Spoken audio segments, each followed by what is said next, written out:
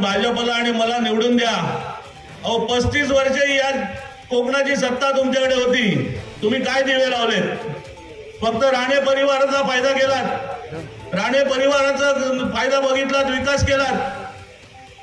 एक medical college असेल, hotel असेल, एखादा बजाजचा शोरूम असेल, प्रत्येक गोष्टीमध्ये तुमच्या स्वतःच्या कुटुंबाचा फायदा केलात। तुमचा टिल्ल्या ज्याला तुम्ही आमदार केला तो या इथे नांदगावला सभा घेऊन सांगतो ग्रामपंचायतीला की तुम्हाला मतदान नाही केलं तर तुम्हाला आम्ही निधी देणार नाही। अरे तुझ्या बापाचा निधी आहे का राणे परिवाराची इस्टेट आहे? हे महाराष्ट्र शासन आहे आणि इथे बसलेल्या प्रत्येकाच्या खिशातून जो टॅक्स जातो त्यातून हा निधी उभा राहतोय आणि याच्यावर या सर्वांचा अधिकार आहे आणि तो निधी कसा आणायचा तो आम्हाला माहिती आहे। बरेच आता इलेक्शनला एकतर उशीर झाल्यामुळे, उमेदवार उशीर झाल्यामुळे त्यांची अजून काय घडी बसत नाहीये, पण मला पोलीस मित्र पण आलेले आहेत, पोलीस बांधवांना पण सांगायचं आहे की तुम्ही जरा जास्त लक्ष द्या। बऱ्याच ठिकाणी आमच्या कानावर येत आहे की आता त्यांनी पुन्हा दमबाजी करायला सुरुवात केलेली आहे, पण ही राडेबाजी आदरणीय विनायक राऊत साहेबांनी 10 वर्षापूर्वीच मोडून काढलेली आहे। दहशतवाद संपवलेला आहे आणि इथला आता प्रत्येक कोकणातला नागरिक हा जागरूक आहे। तेव्हा अरेला कार्य करायची ताकद आमच्यामध्ये आहे। एका जरी कार्यकर्त्याला कोणी दम दिला आणि कोणाच्या घराकडे वाकडी नजर बघितली तर लक्षात ठेवा गाठ आमच्याची आहे।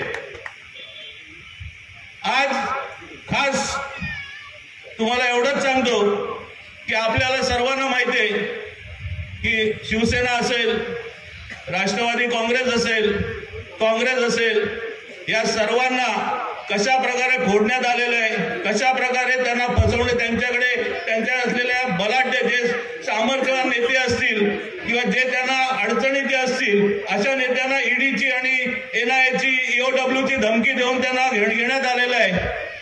पण त्याच्यामुळे न घाबरता जे निष्ठावंत आमच्यावर राहिलेले आहेत पक्षाबरोबर ते आपण सर्वजण आहात आणि त्याच्यात आज विनायक राऊत साहेब आहेत। आज प्रत्येक ठिकाणी सगळीकडे सांगितलं की जगातला सर्वात मोठा पक्ष हा मोदींचा पक्ष आणि एवढे जर तुम्ही सामर्थ्यवान आहात, एवढे जर तुम्ही लोकमत केलंय, एवढे जर तुम्ही विकास केलाय, मग तुम्हाला इतर पक्ष का फोडावे लागतात? इतर पक्षातले उमेदवार का उभे करावे लागतात? भारतीय जनता पक्षाकडे स्वतःचे उमेदवार नाहीयेत। उमेदवार जे उभे केले त्यातले 145 उमेदवार हे इतर पक्षातून आलेले उमेदवार उभे केलेले आहेत। भारतीय जनता पक्षाकडे संघटन नाहीये, भारतीय जनता पक्षाकडे नेतृत्व नाहीये आणि म्हणूनच हे मोदी आणि शाह आणि यांची टीम ही इतर पक्षातल्या नेत्यांना ब्लॅकमेल करून त्यांना दबाव टाकून आपल्याकडे घेत आहेत। पण आज तुम्हा सगळ्यांना मी एकच सांगतो मित्रांनो, घाबरायची गरज नाही। आज आपल्याला पुन्हा एकदा इन्कलाब करायचा आहे, पुन्हा एकदा क्रांती घडवायची आहे आणि आपल्या देशाचं लोकशाही आणि संविधान हे अबाधित ठेवायचं आहे। बाबासाहेबांनी दिलेली आपली घटना आपल्याला अबाधित राखायची असेल आणि आपलं व्यक्ती स्वातंत्र्य जिवंत ठेवायचं असेल तर आपल्याला मशाल निशाणीला मतदान करावं लागेल आणि आपल्याला विनायक राऊत साहेबांना विजयी करावं लागेल। इंडिया आघाडीच्या सर्व नेत्यांना चांगल्या प्रकारे मतदान करून पुन्हा एकदा आपल्या देशाचं लोकशाही आणि स्वातंत्र्य अबाधित ठेवूया। एवढं बोलून माझे 2